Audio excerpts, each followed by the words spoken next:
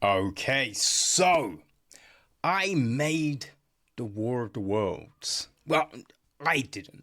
That wasn't me. No, this is the new film from Luke Walters. He co-wrote it with Jaime Carroll. And the story is from Matt Chambers. Luke also produces the film. Josh Evans took care of the music. Robin Sparrow-Biggs was on cinematography. Robin and Luke also took care of color and editing duties. Now the cast, right? We've got Jeff Henderson, played by Jonathon Carley. There's his friend Clayton Morrison. I mean, is Clayton his friend? I don't know. Clayton's played by James Dorman. Elizabeth Coverdale is Anna Ferrier. Clayton and Jeff's boss, Ray Barry, is played by Anthony St. Clair Cadogan. I think he was in Bystanders, you know. And the newsreader is played by Paul Preston. Right, so the gist is, after a down-and-out podcaster is fired due to a rapid decline in ratings, he turns his attention to the mass hysteria myth of the 1938 radio drama The War of the Worlds to get his career back on track. Right? Yeah. Now, you may have, just hearing that synopsis, you may have a lot of questions, right? Like, the original War of the Worlds, that happened in the 30s, right? We didn't have the internet. No one had smartphones. No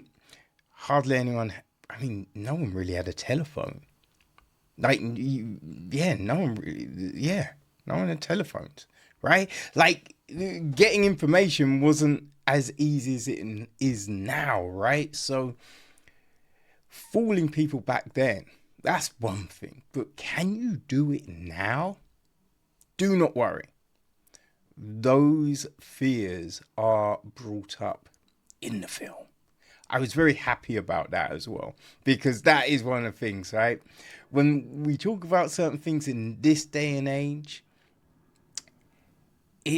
stuff doesn't work. You know what I mean? Like, you always have that thing where people drop their phone in water and they're like, no, it doesn't work. And it's just like, no, you can take your phone in a swimming pool now. Like, that doesn't work. That shtick doesn't work. Right? But, you know what I mean? People don't move on with certain ideas. So, yeah, definitely happy that was addressed. Now, the way this starts, right? We this voiceover. Everything sounds rather ominous, and you think something is just about to happen. Right? It is a smart opening, right? What actually is we're hearing the podcast, right? We are hearing the intro to the podcast. So it's just like, okay, right. That makes a lot of sense. Right? And yeah, this is when poor old Jeff loses his job. Though, if you're late every day, what do you expect? You know what I mean? But yeah, you kind of question Jeff's group of friends if this kind of shit can happen, though, right? But he has the idea, which yeah, Jeff does seem like he's a bit of a chancer, right? It does seem like he's a bit of a chancer. Now, it's then this whole devising the plan, which obviously it's a goofy ass plan, right? Now, you can understand why Anna might want to get involved, you know. There are questions like just the get up and all of this kind of thing. That's like, huh, what actually is happening here? But yeah, it then goes into this different direction, which is kind of fun. That is kind of fun, right? It is an interesting show because I don't think it necessarily always makes a lot of sense, but it is fun, right? That is the thing with it. It's fun, and there's a lot to be said with that. Right? It looks like they had a good time making it. You know, it also feels like it could be the pilot for something, right? Like you do get Hitchhiker's Guide vibes, right? You do get kind of Hitchhiker's Guide vibes for this, right? If you think about, you know, actually either, you know, the old BBC series or the Most Def Martin Freeman film version, right? Either, yeah, it's got those vibes, man. So I think if you enjoyed that, then yeah, this would probably work for you on that front, right? Yeah, there's questions, right? Like, you know, obviously, why does Jeff still talk to Clayton? You know what I mean? There is that, you know, why? Why didn't Jeff just start his own podcast? You know what I mean? Like, there are those things that you think, like, there's other things Jeff could have done. What's up with Jeff? Why is Jeff a lazy piece of shit? Right? You know what? When I was watching this, I don't know if it's just me, but Jonathon Carley does look a little bit like a cross between Matt Smith and David Tennant.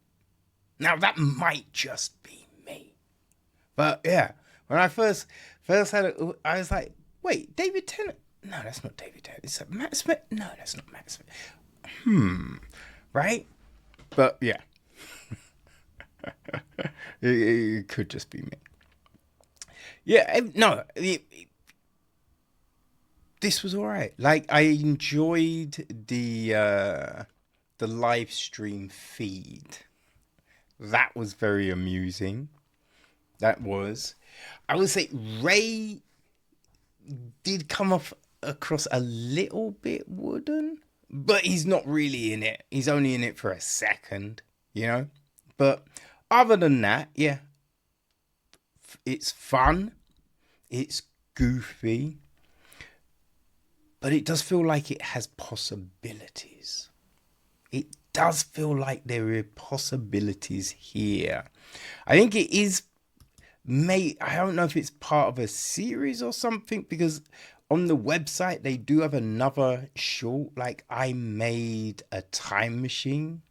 I made the time machine, right? So you know, the other HG Wells, but the other, he had loads. But yeah, so there is that. So there doesn't seem like there's a theme going, but I do wonder if they are proof of concepts. You know what I mean? But yeah, this will be playing as part of Sci-Fi London, obviously.